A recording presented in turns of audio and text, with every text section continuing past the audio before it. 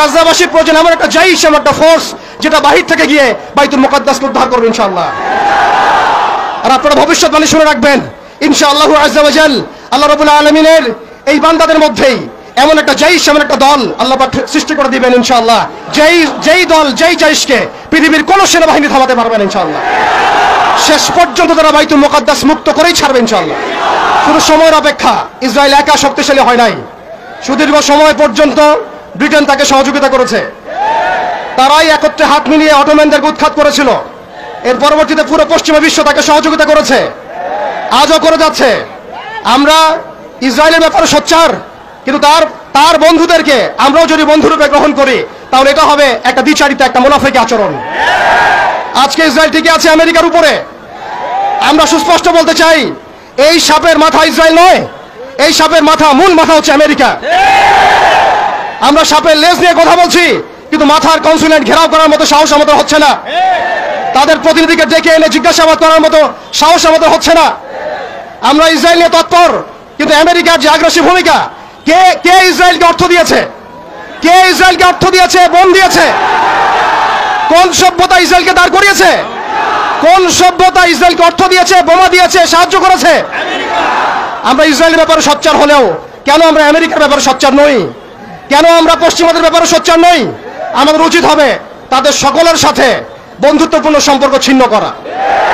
প্রত্যেকটা মুসলিম কান্ট্রি থেকে ইসরায়েলের সাথে যাবতীয় কূটনৈতিক তৎপরতাকে ছিন্ন করা। শুধু তাই নয়, আরেকটা বিষয় আছে, আমরা মৌলিক ইসরায়েল সম্পর্কে সচেতন। আমাদের বাড়ির পাশে নতুন একটা ইসরায়েলের জন্ম হয়েছে, এই ব্যাপারে আমরা সচেতন নই।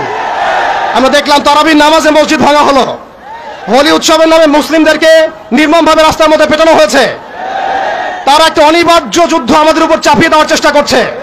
আমরা যতই ভালো মানুষ হতে চেষ্টা করি না কেন, আমরা এই কনফ্লিক্ট এড়াতে পারবো না। ইতিহাস আপনারা পরে দেখবেন আমরা এড়াতে পারি নাই। আমরা যতই ভালো এবং সুশীল সাজার চেষ্টা করি না কেন, যতই তাদের তন্ত্রমন্ত্রের পূজা করার চেষ্টা করি না কেন, যতই তাদেরকে সন্তুষ্ট করার চেষ্টা করি না কেন, তারা কোশ্চিনকালেও আমাদের উপর এই অনিবার্য যুদ্ধ থেকে ফিরে থাকবে না ইনশাআল্লাহ। অতএব আমাদের উচিত আমাদের জায়গা থেকে প্রস্তুতি গ্রহণ করা। এখন আমরা কি প্রস্তুতি গ্রহণ করতে পারি এটা আপনারা সবাই জানেন। আমাদের মূল প্রস্তুতি ঈমানের প্রস্তুতি, আমলের প্রস্তুতি, তাজকিয়ার প্রস্তুতি, এবং সবচেয়ে বড় কথা, বাংলাদেশকে যতদিন পর্যন্ত আমরা একটা মদিনা রাষ্ট্র হিসেবে কায়েম করতে পারবো না, ততদিন পর্যন্ত আমরা রাষ্ট্রীয়ভাবে এই সমস্যার সমাধান করতে পারবো না। একজন ব্যক্তি কখনো রাষ্ট্রের বিরুদ্ধে যুদ্ধ করতে পারে না, একজন ব্যক্তি কখনো রাষ্ট্রের বিরুদ্ধে যুদ্ধ করতে পারে না। কিন্তু বাংলাদেশ যদি একটা ইসলামী রাষ্ট্র হয়, পরিপূর্ণ ইসলামী রাষ্ট্র ব্যবস্থার দিকে আমরা যেতে পারি, ইনশাআল্লাহ আমরা আন্তর্জাতিক মহলে চাপ সৃষ্টি করতে পারবো। শুধু তাই নয়, আমাদের IMF এর বিপক্ষে আমাদের ইকোনমিক সিস্টেম দাঁড় করাতে হবে, ওয়ার্ল্ড ব্যাংকের এগেইনস্টে আমাদের ব্যাংকিং সিস্টেম দাঁড় করাতে হবে। ওদের ইউনাইটেড নেশনস ফেল করেছে, ওদের মানবতা সংগঠনগুলো ফেল করেছে, এগুলোর এগেইনস্টে আমাদের ঐক্যবদ্ধ প্ল্যাটফর্ম নিয়ে আসতে হবে। এজন্য অবশ্যই আমাদেরকে একটা ইসলামিক রাষ্ট্রের দিকে যেতে হবে। প্রিয় ভাইয়েরা, এখন কথা বলার সময় নয়, কাজ করার সময়। আমাদের, শেষ করছি আমি, আমাদের চোখের পানি তাদের কোনো প্রয়োজন নাই, আমাদের মায়া কান্নার গাজাবাসীর কোনো প্রয়োজন নাই। গাজাবাসীর প্রয়োজন অর্থনৈতিক সাপোর্ট, গাজাবাসীর প্রয়োজন সামরিক সাপোর্ট, গাজাবাসীর প্রয়োজন এমন একটা জাইশ, এমন একটা ফোর্স যেটা বাহির থেকে গিয়ে বাইতুল মুকাদ্দাসকে উদ্ধার করবে ইনশাআল্লাহ।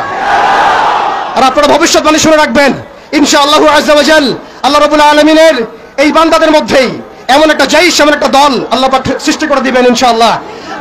যেই দল, যেই জাইশকে পৃথিবীর কোন সেনাবাহিনী থামাতে পারবে না ইনশাআল্লাহ। শেষ পর্যন্ত তারা বাইতুল মুকাদ্দাস মুক্ত করেই ছাড়বে ইনশাআল্লাহ। শুধু সময়ের অপেক্ষা।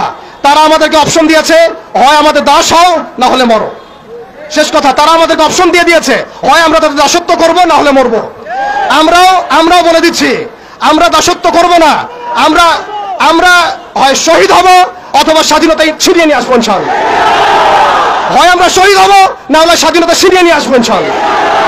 আল্লাহ পাক আমাদের বাংলার তাওহীদের জনতাকে কবুল করেন, আমিন।